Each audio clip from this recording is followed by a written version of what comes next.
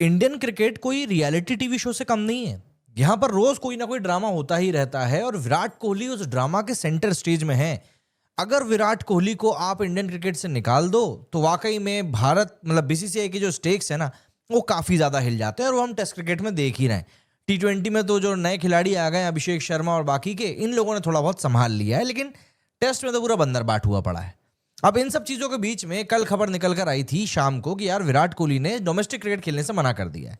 लेकिन रात होते होते 10 बजते बजते खबर निकल कर आई कि नहीं भैया, विराट कोहली ने डीडीसीए को कंफर्म कर दिया है कि वो विजय हजारे ट्रॉफी खेलेगा। डीडीसीए की तरफ से भी इस बात को मतलब श्योर कर दिया गया कि हाँ भैया खबर आ गई है। इन सब चीजों के बाद में रायपुर का ओडीआई होता है और उस ओडीआई में विराट कोहली एक मतलब जिद्दी बच्चे की तरह जाता है और दूसरी सेंचुरी कंसेक्यूटिव ठोक मारता है। अब ये सेंचुरी इसीलिए ज्यादा जरूरी है क्योंकि विजय हजारे ट्रॉफी के लिए बोला जा रहा है खेलने को कि भैया आपकी रिदम खराब नहीं होनी चाहिए, आप क्रिकेट लगातार खेलो, हम ये चाहते हैं। अब विजय हजारे ट्रॉफी कोई ऐसा नहीं है कि मतलब बहुत सारे मैचेस या महीनों तक मैचेस चलने हैं उसके। अगर हम दिल्ली की मैचेस की बात करें तो करीब 7 या 8 मैचेस दिल्ली के होने हैं एंड इन मैचेस में एक बहुत बड़ा इंपैक्ट विराट कोहली के ऊपर आएगा कि नहीं आएगा ये एक अलग बात है। मेरा मेजर कंसर्न ये है कि पिछली बार जब विराट कोहली दिल्ली के लिए मैच खेलने के लिए उतरे थे उसके बाद उन्होंने टेस्ट से संन्यास ले लिया था। अच्छा, जनवरी में फिर न्यूजीलैंड के खिलाफ ओडीआई सीरीज है, तो इसके बीच में ऐसा नहीं है कि कोई बहुत बड़ा या बहुत ऐसा गैप आने वाला है कि मतलब क्या हो जाएगा। लेकिन विराट कोहली ने जो ये बैक टू बैक सेंचुरीज मारी है इसके बाद कई सारे क्रिटिक्स के ऊपर अब सवाल लग गया है कि भैया तुम क्या करोगे, कब तक विराट कोहली को यूं दबाओगे। खैर, इन सब चीजों के बीच में एक बात और निकलकर सामने आई है कि विराट कोहली ने आखिर ये फाइनल मूवमेंट के ऊपर यू टर्न लिया क्यों है। दरअसल रायपुर रांची के बीच में एक छोटा सा डायलॉग ने पूरा का पूरा नैरेटिव हिला के रख दिया। रांची में 135 की सेंचुरी मारने के बाद में कोहली ने कैजुअली प्रेजेंटेशन में जाकर बोला था, जब वो हर्षा भोगले के साथ में बात कर रहे थे, कि मैं प्रिपरेशन वाला बंदा नहीं हूं, मेंटल रेडीनेस मेरे लिए काफी होती है। बस उसके बाद क्या था, ड्रेसिंग रूम से ज्यादा बोर्ड रूम गर्म हो गया। रिपोर्ट्स उसके बाद निकल कर आई कि बीसीसीआई को विराट का ये पब्लिक स्टेटमेंट बिल्कुल भी पसंद नहीं आया क्योंकि बोर्ड ने पहले ही साफ इंस्ट्रक्शन दे दिया था कि रोहित और विराट दोनों विजय हजारे ट्रॉफी खेलेंगे। या यूं कहें कि आई थिंक फरवरी में ये बात निकलकर सामने आ गई थी कि जितने भी कॉन्ट्रैक्टेड प्लेयर्स हैं they all have to play domestic cricket. Rohit Sharma ने मुंबई को इंस्टेंटली हाँ बोल दिया। कोहली ने अपने आप को पेंडिंग रखा था और उसी पेंडिंग डिसीजन के बीच में उनका रांची स्टेटमेंट आया जिससे बोर्ड के सीनियर लोगों को लगा कि कोहली शायद डोमेस्टिक टूर्नामेंट को अवॉइड करने वाले हैं। बट दोस्तों, पिक्चर में ट्विस्ट तब आया जब डीडीसीए से खुद कंफर्मेशन आया कि Virat is going to play Vijay Hazare trophy. 15 साल के बाद में कोहली डोमेस्टिक वनडे टूर्नामेंट में वापस आएंगे और इस बार एक सिंपल रीजन नहीं बल्कि एक साइलेंट मैसेज कि मैं टीम के रोड मैप के साथ में चल रहा हूं और परफॉर्म भी करूंगा। बैक टू बैक सेंचुरीज बंदे ने मार दी, कहने के लिए अब कुछ बचा नहीं है और वो किसी के लिए कुछ छोड़ना भी नहीं चाहता है बंदा, इसीलिए उसने बोल दिया चलो ठीक है ये भी कर लेते हैं।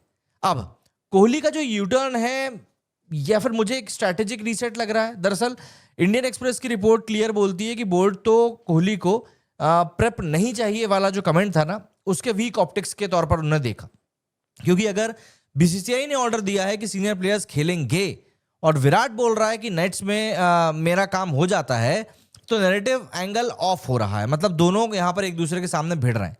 एंड सच ये है कि 2027 वर्ल्ड कप का लॉन्ग टर्म ब्लूप्रिंट बन चुका है। विराट 37 है, रोहित 38 है, दोनों अब सिर्फ एक ही फॉर्मेट खेल रहे हैं। सो बीसीसीआई ये चाहता है कि गेम टाइम रहे, मैच फिटनेस रहे, डोमेस्टिक प्रेजेंस रहे, वर्कलोड मॉनिटरिंग रहे, ग्रूमिंग द नेक्स्ट स्कोर रहे। अब अगर आप बीसीसीआई के पॉइंट ऑफ व्यू की तरफ से देखेंगे तो आपको ऐसा लगेगा बीसीसीआई कुछ गलत नहीं कर रहा है ना, कुछ भी गलत नहीं कर रहा है बीसीसीआई। बीसीसीआई चाहता है कि भाई आप कंट्रीब्यूट करते हुए जाओ अगर जा ही रहे हो तो, प्लस आप गेम के लिए रेडी रहो। अगर रेडी रहेंगे तो दिक्कत ही क्या है।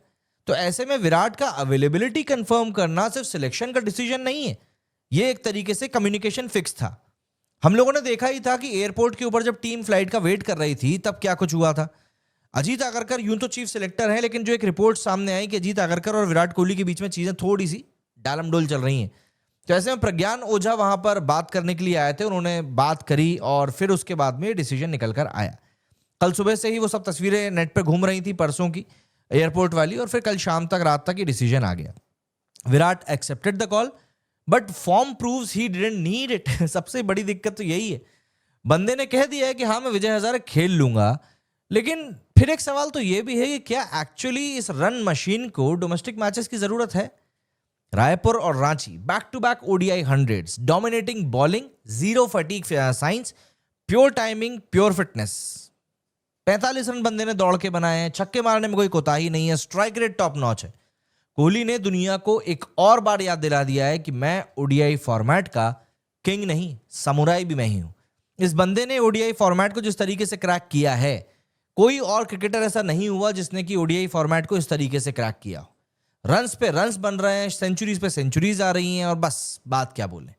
स्टेटमेंट में भी कोई एरोगेंस नहीं था, उन्होंने सिर्फ अपना सच बोला कि 300 ओडीआई मैचेस का एक्सपीरियंस है, 15-16 साल से नॉन स्टॉप इंटरनेशनल क्रिकेट खेल रहा हूं, एक दो फॉर्मेट नहीं पूरे तीनों फॉर्मेट खेल रहा हूं, आईपीएल खेल रहा हूं, 1.5 से 2 घंटे के नेट सेशन में ही मैच की इंटेंसिटी मुझे मिल जाती है।